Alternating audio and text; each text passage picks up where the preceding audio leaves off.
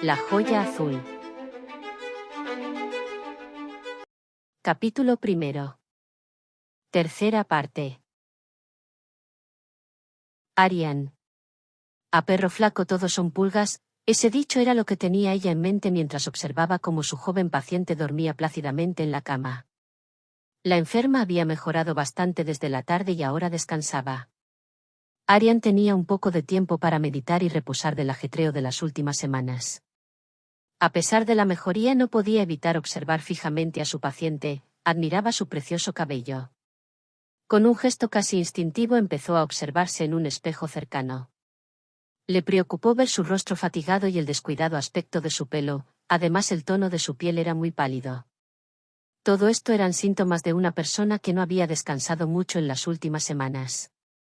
Con sumo cuidado se incorporó de la cama de la niña y de puntillas avanzó hacia una ventana que estaba a su izquierda, desde allí podía observar las montañas del interior.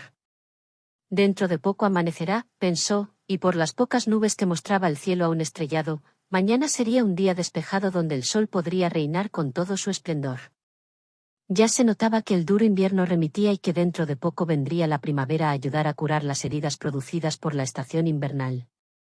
Su mirada volvió a concentrarse en el espejo y lo que volvió a ver no le gustó mucho. En el reflejo aparecía una joven que vestía una enorme falda de un color marrón gastado y una blusa blanquecina que indicaba que aquella ropa tuvo tiempos mejores. A pesar de su demacrado aspecto actual seguía manteniendo cierto porte de dignidad. Arian no era ni mucho menos baja, medía sobre el 1,70 m de altura. Podía equipararse a la mayoría de hombres de la comarca, aunque estaba en los huesos. Con el ajetreo de las últimas semanas no había comido mucho y el estrés le había hecho adelgazar. Su rostro se mostraba más afilado de lo normal. Debería comer algo más, si continuó por este camino acabaré siendo un espectro, decidió mentalmente. Arian volvió a acostarse al lado de su paciente. La pequeña disponía de una cama muy espaciosa y demasiado tentadora para alguien que no había dormido de una manera decente durante los últimos 20 días. A pesar de su falta de sueño tan pronto como se acostó se dio cuenta de que no podía pegar ojo. Era tanta la tensión acumulada que dormir parecía algo innecesario. Ahora disponía de la tranquilidad y el tiempo necesario para ordenar sus pensamientos. Lo cual no era una tarea fácil, sobre todo porque los recuerdos se le agolpaban sin orden. Siempre que las cosas van mal uno piensa que los tiempos pasados fueron mejores, pero además estaba el añadido de que en su cabeza le rondaba una pregunta que le era de difícil contestación: ¿desde cuándo las cosas empezaron a ir mal? La verdad, tenía que hacer un gran esfuerzo para responderla ya que las cosas no salían bien desde hacía mucho tiempo. La joven buscó en sus recuerdos algún momento agradable que le hubiese ocurrido últimamente. El más cercano en el tiempo que le vino a la cabeza fue el rostro de felicidad de su hermano Nilum riendo junto a ella antes de que partiera al sur. Fue a principio del verano pasado, Nilum se disponía a viajar al sur, muy lejos de Cisaria. Su destino era la ciudad de Tripulia situada en el gran reino de Ulvianor. Tripulia denominada la ciudad de la magia, ya que es allí donde residen las sedes de las más poderosas órdenes de magia de todo el mundo. Nilum viajaba para recibir la educación necesaria para convertirse en un gran mago. Viajar al sur no fue idea de su hermano sino de su maestro Lof, el tuerto, ya que creía que Nilum tenía serias posibilidades de convertirse en uno de los mejores magos de la región. Lof no solo era el maestro de ambos hermanos, además era su padre adoptivo, ya que los padres de Nilum y Arian murieron cuando ellos dos eran unos niños y al no tener familiares directos que se hicieran cargo de ellos fue Lof quien se encargó de su cuidado. El anciano los había criado todos estos años y en Cisaria todo el mundo lo conocía con el mote de El Tuerto, porque tenía un ojo de cristal que muchas veces ocultaba bajo un parche. Lof era el mago de Cisaria, había llegado del sur alrededor de 5 años antes del nacimiento de ambos hermanos y se había instalado en para vivir tranquilo sus últimos días como él mismo había reconocido muchas veces.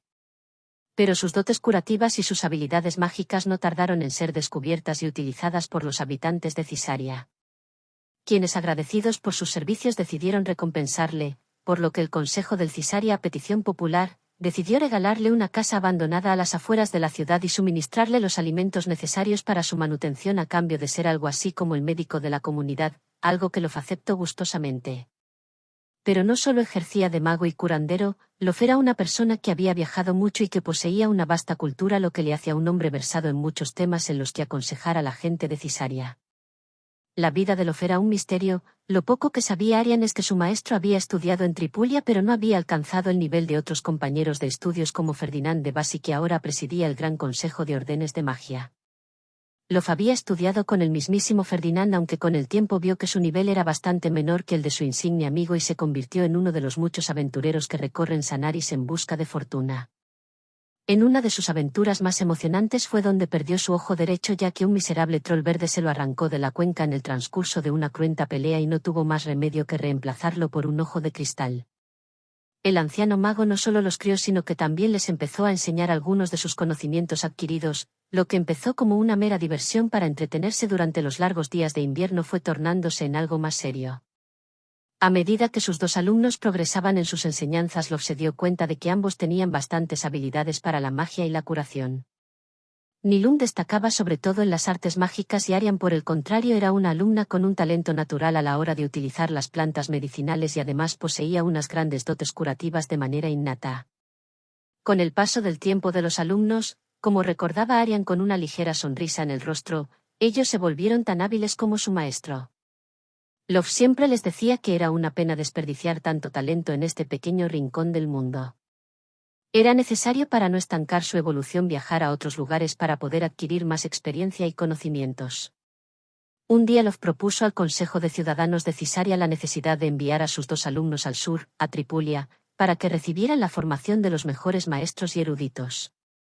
El Consejo aceptó la proposición de Lof, pero solamente tenía fondos suficientes para enviar a uno de los alumnos del mago. Arian entonces recordó, no sin cierto recelo, como Lof no dudó ni un segundo, eligió a su hermano Nilum para ir a Tripulia. Lof consoló a Arian diciéndole, es más importante para tu hermano proseguir con los estudios de magia, tus habilidades son lo suficientemente grandes para cuidar a tu gente aquí, no necesitas aprender más. Como era de esperar, la noticia armó un gran revuelo en toda Cisaria y en la víspera de la marcha de Nilum se organizó una gran fiesta en su honor. Muchos habitantes entregaron presentes a Nilum, desde ropa confeccionada con lana a un maravilloso estuche de hueso de ballena que le entregaron los pescadores de la zona para guardar los pergaminos que sin duda tendría necesidad de aprender en la Academia de Magia. Después se celebró un gran banquete. Tras la entrega de presentes, todo el pueblo participó en la fiesta, bailando y riendo con la música y el fuego.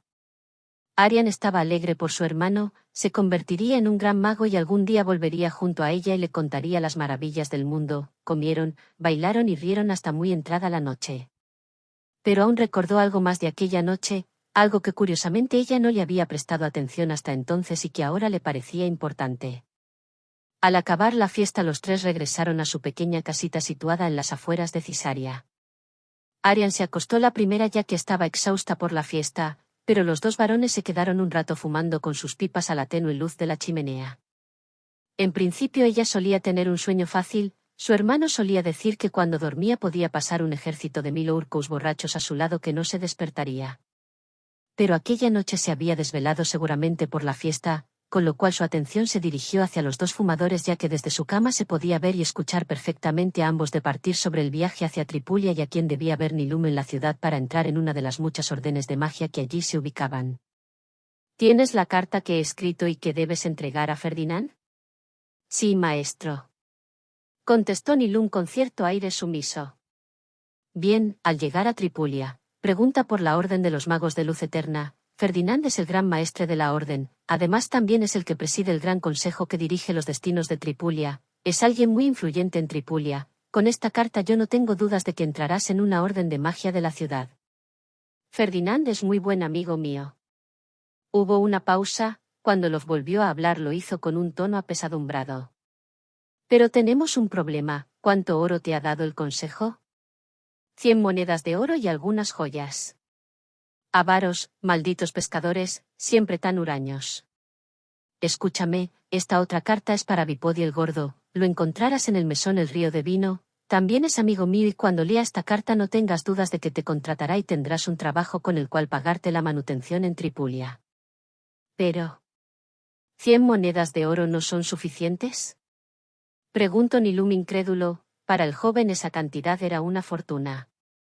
Esa cantidad es lo mínimo que necesitas para que te acepten en una de las órdenes de magia de la ciudad, pero necesitas comer y Bipodi me debe algún favor. Trabajarás duro pero tendrás comida y una cama. Love miró desconfiado alrededor y de nuevo hizo la pausa y utilizando un tono muy sigiloso como si temiese que alguien le espiara. Además tengo algo que solo debes usar en el caso de que te encuentres en una emergencia muy grave para tus estudios o tu vida. Es algo que te sacará de un apuro, pero recuerda es algo que debes utilizar como último recurso. De uno de los bolsillos de la túnica de mago de Love apareció una pequeña bolsita de cuero negro, de la cual sacó una pequeña joya totalmente esférica de un color azul. La joya emitía un haz de luz azul que llegó a deslumbrar a Arian. Esa luz inundó toda la estancia y eso que Love solamente la enseñó un segundo ya que rápidamente la volvió a guardar en la pequeña bolsa de cuero de donde la había sacado. Toma esta joya, guárdala bien y utilízala solo en caso de emergencia. Pero maestro, esto vale más que toda la aldea, ¿de dónde la habéis sacado? Nilum hablaba al tiempo que sus ojos no podían separarse de la bolsa donde estaba guardada la joya. El viejo mago sonrió. Dio una bocanada a su pipa antes de contestar a la pregunta. Hijo, en mis aventuras lo único que realmente saqué fue este ojo de cristal. Love no podía reprimir una sonrisa irónica al tiempo que decía las palabras anteriores. La joya que tienes en tu poder no es mía, la encontré aquí en Cisaria, en el templo abandonado que está detrás de la montaña, al que a veces vamos a buscar plantas medicinales. ¿En esas ruinas estaba la joya? Preguntó Nilum al tiempo que jugueteaba con la bolsa de terciopelo. Sí, Nilum, hace mucho tiempo esas ruinas eran un gran templo. Un lugar importante, acudían reyes, príncipes, mercaderes, magos pero también pobres y enfermos, desheredados. Todos venían aquí, era un lugar sagrado. ¿Por qué venían aquí?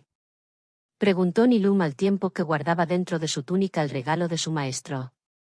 A recuperar lo único que es importante y que no se puede asegurar con el dinero, la salud. Esa joya seguramente es un donativo de uno de esos poderosos señores por su curación. Interesante, solo una pregunta más maestro, ¿a quién estaba dedicado este templo? La cara de Love cambió. Su gesto ahora era de miedo, era como si estuviera a punto de profanar algo sagrado. El mago se mantuvo en silencio y sigilosamente apagó el fuego de la chimenea y también apagó su pipa. Luego se acercó a su discípulo y habló en un tono tan bajo que a la joven le costó escuchar lo que le decía a Nilum. Un dios que se rebeló a las órdenes del Dios Supremo, su padre y por eso fue condenado al olvido y a vagar entre los hombres para toda la eternidad. El Aban. Love hizo una pausa, se levantó y miró hacia donde estaba acostada Arian, para asegurarse de que la joven estaba dormida. Arian fingió de una manera bastante creíble y Love prosiguió al no detectar el engaño de su protegida. Escúchame, ni a tu hermana, ni a nadie de Cisaria le debes decir que tienes esta joya. Es un regalo para ti, olvida esta conversación y que tienes la joya y solo utilízala cuando sea totalmente necesario. Love bostezó y estiró los brazos, antes de volver a hablar. Venga, es hora de ir a la cama, mañana comienza un viaje muy duro. Sí, maestro. A la mañana siguiente muy temprano Love y Arian se despidieron de Nilum quien zarpó en uno de los barcos de los pocos mercaderes que se dedicaban al comercio en la zona. Solamente ellos dos se despidieron de él, el resto de Cisaria dormía aún, resacosa de la gran fiesta de la noche anterior. Pasaron los días y la tranquilidad reinaba en Cisaria. Pronto como quien no quiere la cosa pasó un año desde que Nilum había emprendido su viaje al sur. Arian poco a poco asumía más protagonismo en las actividades que habitualmente ejercía Love, ya que éste también poco a poco empezaba a ausentarse de la población de una manera más habitual. Las excusas para sus viajes eran cada vez más vagas e imprecisas.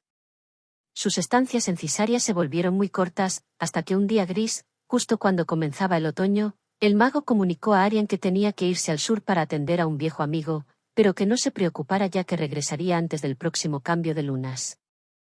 Desde aquel día Love no había vuelto a la aldea y ya habían pasado casi 6 cambios de lunas desde su última estancia junto a ella en Cisaria.